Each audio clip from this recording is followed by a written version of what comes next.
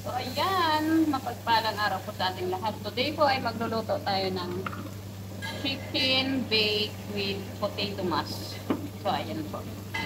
Hindi ko na po na-videohan kung ano po yun. Pero chicken lang po ito at saka black pepper. Ginisa po natin siya.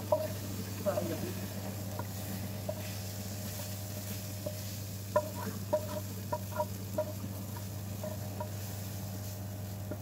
I-slice po natin ang medyo pahaba yung ating manok. So, pasensya na po kung hindi ko na-videohan. Next time po. Pero ito po yung ano niya. Ayan, makikita naman po natin siya. So, ayan. Gaganyan po natin siya. Ilalagay po natin sa ganitong ano. So, ayan. Nagisa na po natin yung ating manok. So, pasensya na po kasi hindi ko na ipakita kung paano ko ginisa. Pero, simple lang naman po to. Bell pepper lang po itong ano. Ayan. Ayan. So, ayan. Ito po guys yung ating potato na nilaga na natin. Nilagyan ko na po siya ng asin. Tapos, ito po yung ating cheese. Ayan. Lalagyan po natin siya ng mozzarella. Black pepper.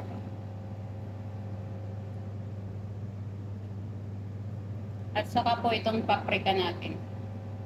Ayan. Maliit kasi yung butas. Ayan. Okay lang po yan kasi ano naman, magtutulugin po natin yan.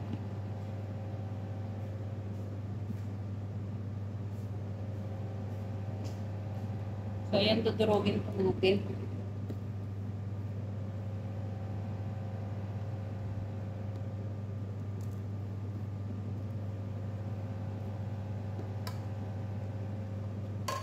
Ayaw muna natin yan. So yan po.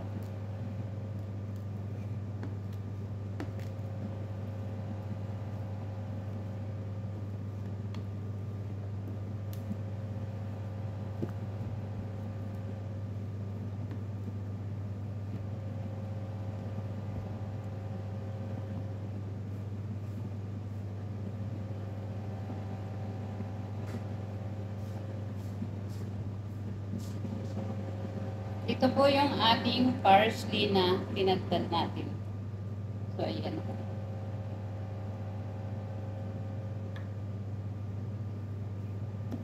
Huwag po natin ilagay lahat para ano, may pang toppings pa tayo. Pag naluto na po siya. Ayan, nagme-melt yung ano niya. Cheese, yung mozzarella. Sarap po yan.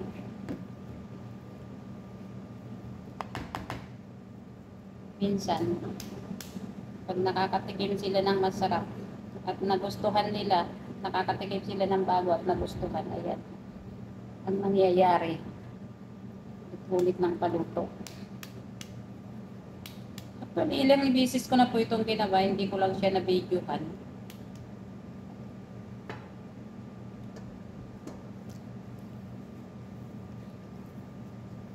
Haluin po natin siya. Ganito para ano. So, pag medyo basa po yung ating potato, eh pwede naman po natin siyang lagyan siya ng flour. Ayan. Para po hindi siya masyadong ano. Pero, para naman pong okay na.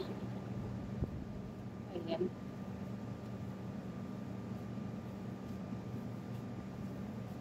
Nananalsik. Turugin lang po natin siyang mabuti.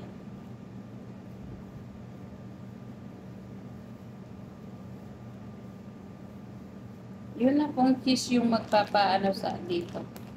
So, ayan. Add po natin. Bali, ang ginamit ko pong mozzarella ay 180 grams. Para po, mas magdikit-dikit siya. Okay na po yung ating potato. Ayan, dito po natin siya ilalagay. Ito po yung ating chicken. Ganon lang po natin siya. Gawin lang po natin siyang balls. Huwag po siyang masyadong malalaki para hindi siya nakakasawa. Ayan.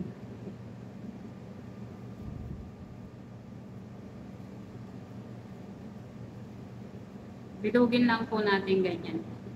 Ayan. Diba?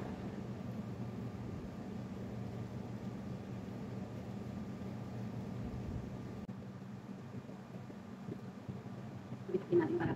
Magkasya yung apat.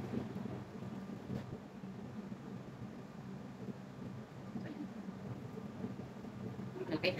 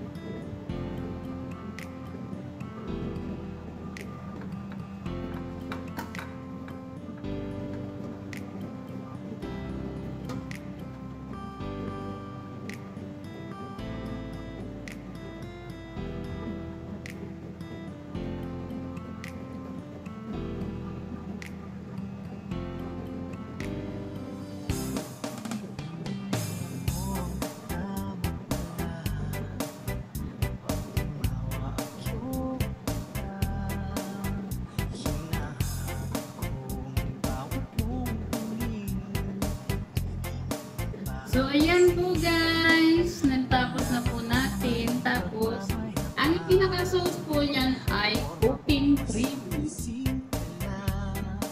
So, ito po yung ating ilalagay. Ayan, tapos na tayo. Lagyan na natin yan. So, ito na po. Ayan. Kasi may konti pa po dito. Sayang na.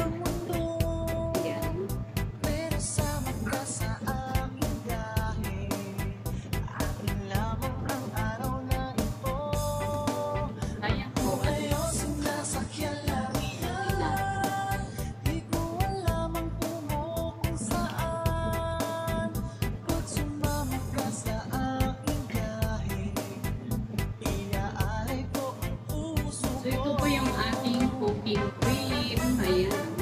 Ayan.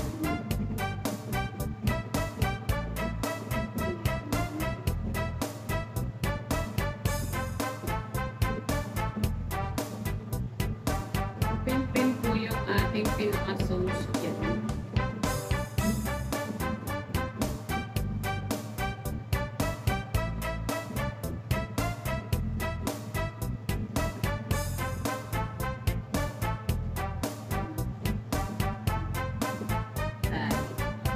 Pin-pin siya. Tapos, lalagyan po po natin ng mozzarella. Ito po yung ating mozzarella. Ayan.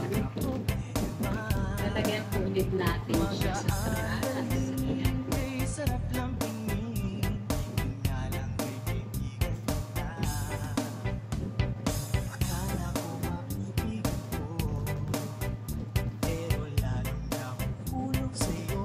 So, another 180 grams na mozzarella. Ayan.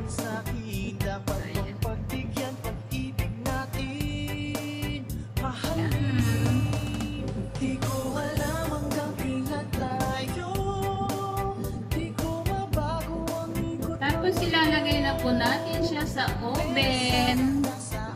Ayan. Tara po, lagay natin sa oven. So, ayan po guys. Naluto na po yung ating chicken baked with potato mash. Lagyan po natin siya ng parsley design. Ayan. So, sana supportahan po lagi ninyo ang aking mga uploads, ang aking mga videos sa cooking. Ayan. Try nyo po, masarap po. Support po nalagay natin sila Kuya Bal Santos Matubang at si Ina Vlog sa Kalinga Vlog. Sama na rin po natin si Joey the Great, From the Vlogs, Red Sing, Kuya Ken, siyempre, sama po natin suportahan.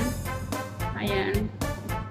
At shout out po and please support ang Team Organic. Ayan po. Ayan yung ating chicken bake with potato mash. Bye-bye. God bless us all. Thank you for watching.